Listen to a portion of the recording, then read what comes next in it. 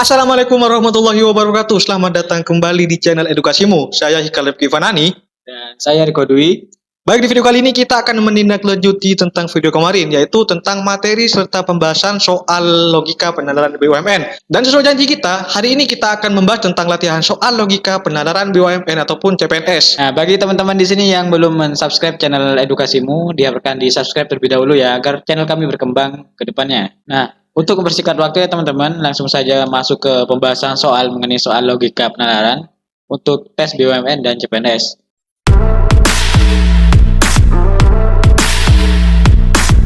Baik teman-teman, di sini masuk ke soal yang pertama mengenai soal tes logika penalaran. Di sini itu ada kalimat, jika seorang karyawan BUMN memenuhi target penjualan, maka dia berhak mendapatkan bonus. Kemudian, Andi adalah seorang karyawan BUMN dan dia telah memenuhi target penjualan. Maka, untuk jawaban di sini yang paling benar di sini apakah yang A, Andi akan mendapatkan bonus, B, Andi tidak akan mendapatkan bonus, dan C, tidak ada kesimpulan yang dapat diambil, dan D, pernyataan tidak memberikan informasi yang cukup. Nah, bagi teman-teman di sini apabila tidak menjawab video ini, maka teman-teman di sini harus menyimak video kami yang ada di konten YouTube sebelumnya mengenai materi tes logika penalaran. Nah, di sini langsung saja ke pembahasannya teman-teman. Untuk jawaban di sini yang paling tepat di sini adalah yang A. Andi akan mendapatkan bonus. Nah, untuk pembahasannya sendiri, dalam soal ini pernyataan premis pertama menyatakan hubungan sebab akibat antara memenuhi target penjualan dan mendapatkan bonus. Pernyataan premis kedua di sini menyatakan bahwasanya Andi adalah seorang karyawan BUMN yang telah memenuhi target penjualan. Untuk penerapan modus ponennya sendiri dalam soal ini adalah sebagai berikut, agar membantu teman-teman untuk lebih mengerti. Untuk premis yang pertama di sini, jika P dalam kurung Andi memenuhi target penjualan, maka Q-nya Andi berhak mendapatkan bonus, seperti kalimat soal yang pertama. Premis kedua di sini P dalam kurung Andi memenuhi target penjualan, seperti kalimat soal yang nomor 2. Nah, maka untuk kesimpulan jawabannya, maka Andi akan mendapatkan bonus karena Andi sudah memenuhi target penjualan. Nah, seperti itu teman-teman untuk jawabannya. Dengan menggunakan modus ponen sesuai materi yang kami sajikan pada video sebelumnya, untuk mengerjakan soal ini dapat menarik kesimpulan dari premis 1 dan 2. Andi akan mendapatkan bonus karena Andi di sini sudah memenuhi target penjualan. Maka kesimpulannya menggunakan Q, Andi akan mendapatkan bonus karena dia di sini telah memenuhi target penjualan. Lanjut ke soal nomor 2 di sini. Ada soal jika cuaca cerah, maka saya akan pergi bersepeda. Hari ini cuaca cerah, maka untuk jawaban yang paling tepat di sini apakah yang A, saya akan pergi bersepeda, B, saya tidak akan pergi bersepeda, C, cuaca tidak cerah, D, tidak ada kesimpulan yang dapat diambil, E, pernyataan tidak memberikan informasi yang cukup. Untuk jawaban yang dapat mewakili soal nomor 2 di sini itu yang A ya teman-teman, saya akan pergi bersepeda. Apabila teman-teman di sini tidak mencocokkan dari kalimat yang pertama di sini, seharusnya teman-teman sudah bisa menebak bahwa jawabannya di sini yang A.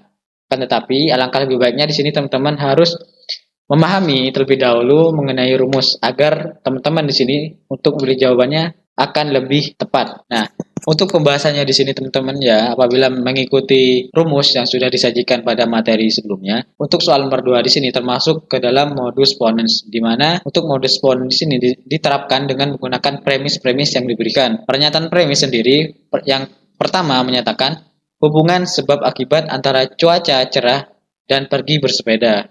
Untuk premis pernyataan keduanya menyatakan bahwa hari ini cerah, maka kan otomatis akan pergi bersepeda teman-teman. Karena kalimat pertama di situ sudah menjelaskan akan pergi bersepeda apabila cuaca cerah. Seperti ini teman-teman untuk penerapan modus ponennya. Untuk premis pertama di sini jika P itu untuk jika P-nya itu mewakili kalimat cuaca cerah, maka Q-nya itu mewakili saya akan bersepeda sesuai dengan kalimat yang paling atas atau kalimat yang paling pertama. Kemudian untuk premis keduanya di sini untuk P-nya hari ini cuaca cerah. Nah, maka untuk menarik kesimpulannya tetap menggunakan Q ya teman-teman. Ini kan hari ini cuaca cerah, maka untuk Q-nya saya akan pergi bersepeda karena cuacanya cerah. Nah, jadi untuk jawabannya mengikuti kesimpulan dari Q-nya ya teman-teman, saya akan pergi bersepeda. Jadi untuk jawaban yang paling tepat di sini adalah yang A, saya akan pergi bersepeda. Nah, baik teman-teman, masuk ke soal nomor 3 di sini. Itu ada kalimat jika seseorang lulus ujian, maka dia akan mendapatkan sertifikat. Kemudian Andi tidak mendapatkan sertifikat. Jadi jawaban yang paling tepat di sini apakah yang A, Andi tidak lulus ujian, B, Andi lulus ujian, C, seseorang tidak akan mendapatkan sertifikat jika lulus ujian, D, tidak ada kesimpulan yang dapat diambil, E, pernyataan tidak memberikan informasi yang cukup. Nah, di sini teman-teman harus mengaitkan antara kalimat pertama dan kalimat kedua. Nah, untuk jawaban yang paling tepat di sini adalah yang A, apabila teman-teman teliti. Untuk pembahasannya di sini, tetap mengaitkan ke rumus teman-teman ya. Apabila teman-teman di sini itu termasuk ke dalam rumus modus tollens digunakan ketika dalam soal premis 1 P maka Q dan premis 2 lingkaran Q. Nah, untuk pembahasannya sendiri itu untuk soal nomor 3 di sini menggunakan modus tollens. Untuk modus tollens di sini digunakan ketika dalam soal premis 1 P maka Q dan premis 2-nya lingkaran Q, maka kesimpulannya untuk yang lebih logisnya adalah lingkaran P. Tetap balik ke kalimat pertama teman-teman. Dalam soal ini, pernyataan premis pertama menyatakan hubungan antara ujian P dan mendapatkan sertifikat Q, sedangkan pernyataan premis keduanya menyatakan bahwa Andi tidak mendapatkan sertifikat atau ingkaran Q-nya. Maka kesimpulan yang paling logisnya di sini, itu kan Andi tidak mendapatkan sertifikat. Nah, berarti Andi di sini untuk ingkaran P-nya di sini Andi tidak lulus ujian karena Andi tidak mendapatkan sertifikat. Nah, seperti itu ya teman-teman untuk lebih detailnya apabila menggunakan rumus. Akan tetapi saya rasa teman-teman di sini bisa mengira-ngira untuk jawaban yang paling tepat di sini. Karena Andinya di sini tidak mendapatkan sertifikat dan otomatis Andinya tidak lulus ujian kan, teman-teman.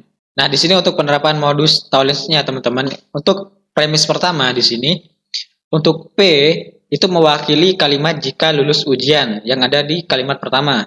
Kemudian, maka Q di sini itu mewakili kalimat mendapatkan sertifikat di sampingnya. Nah, untuk premis keduanya di sini itu ingkaran Q-nya ya teman-teman. Untuk kalimatnya Andi tidak mendapatkan sertifikat. Nah, maka untuk kesimpulannya di sini untuk penerapan modus tollensnya di sini itu ingkaran P. Andi tidak lulus ujian. Dengan demikian, untuk kesimpulan logisnya dalam kasus soal seperti ini adalah Andi tidak lulus ujian karena Andi tidak mendapatkan sertifikat. Nah, masuk ke soal nomor 4 di sini ya teman-teman. Itu ada kalimat jika suhu rendah, maka air membeku. Kemudian air tidak membeku, maka nah untuk jawaban yang paling tepat di sini apakah yang A suhu tidak rendah, B suhu rendah, C air akan membeku, D tidak ada kesimpulan yang dapat diambil, E pernyataan tidak memberikan informasi yang cukup. Nah, di sini kami mengajak teman-teman di sini untuk melihat kesimpulan yang tepat untuk melengkapi kalimat soal nomor 4 di sini ya teman-teman. Nah, apabila teman-teman di sini ingin mendapatkan jawaban yang lebih akurat, maka kembali lagi ke teman-teman di sini harus memahami rumus yang sudah disampaikan oleh rekan-rekan saya sebelumnya. Jawaban yang paling tepat di sini adalah yang A, suhu tidak rendah teman-teman. Apabila teman-teman sudah dapat memahami rumus, insya Allah di sini teman-teman akan dapat menemukan jawaban dengan cepat. Nah, untuk pembahasannya di sini, pada soal ini, premis pertama menyatakan hubungan antara suhu rendah P dan air membeku Q. Dalam rumus modus tollensnya, premis pertama P maka Q. Premis kedua ingkaran Q. Dan untuk kesimpulannya, maka lawan dari ingkaran Q yaitu ingkaran P. Oleh karena itu, untuk kesimpulannya dari soal ini adalah suhu tidak rendah atau ingkaran P. Karena air tidak membeku, otomatis suhunya itu tidak rendah. Karena kalimat pertama di sini jika suhu rendah, maka air membeku. Nah, untuk kebalikannya di sini apabila air tidak membeku, maka otomatis suhunya itu tidak rendah. Seperti itu ya teman-teman untuk memikir logis tidaknya jawabannya. Untuk penerapan modus tollensnya di sini itu untuk premis pertama P dalam kurung mewakili kalimat jika suhu rendah, maka Q-nya air membeku. Untuk premis keduanya di sini, untuk ingkaran Q-nya itu mewakili kalimat air tidak membeku. Nah, sesuai yang saya jelaskan tadi, itu untuk kesimpulannya adalah lawan kata dari ingkaran Q, yaitu ingkaran P. Nah, untuk ingkaran P-nya sendiri itu kesimpulan dari ingkaran Q. Apabila airnya tidak membeku, maka untuk ingkaran P-nya adalah suhu tidak rendah. Maka untuk jawaban yang paling tepat di sini adalah yang A, suhu tidak rendah. Baik teman-teman, masuk ke soal nomor 5 di sini. Ini ada kalimat jika harga beras naik, maka harga nasi goreng naik. Kemudian, jika harga nasi goreng naik, maka semua orang tidak senang. Dan untuk jawaban dari soal nomor 5 di sini, A, jika harga beras tidak naik, maka semua orang tidak naik. B. Jika harga beras naik, maka semua orang tidak senang.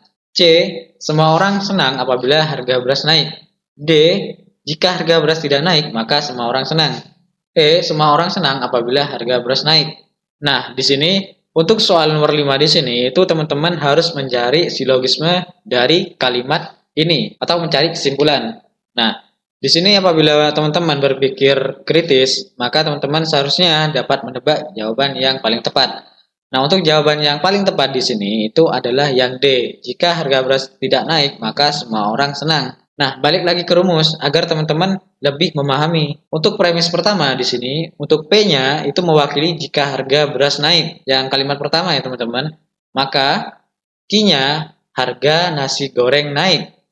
Kemudian untuk premis keduanya di sini Q, jika harga nasi goreng naik, maka R-nya di sini R ya teman-teman, bukan P. Semua orang tidak senang. Karena R-nya di sini itu tambahan kalimat dari jika harga nasi goreng naik, maka semua orang tidak senang. Itu kalimat tambahan teman-teman, bukan P. Dan untuk kesimpulannya di sini teman-teman, itu P dengan R. Untuk P-nya sendiri itu jika harga beras naik, sama dengan kalimat yang pertama teman-teman. Jika harga beras naik, maka R-nya semua orang tidak senang. Karena untuk mencari jawaban silogisme di sini, atau mencari kesimpulan, itu jawabannya adalah P maka R. Seperti itu teman-teman. Maka untuk jawaban yang paling tepat di sini adalah yang D. Jika harga beras tidak naik, maka semua orang senang. Nah, perlu diingat ya teman-teman, untuk jawaban untuk soal silogisme di sini yang nomor 5, maka untuk jawabannya teman-teman itu P maka R ya teman-teman, sesuai dengan rumus yang sudah dijelaskan dari video materi sebelumnya.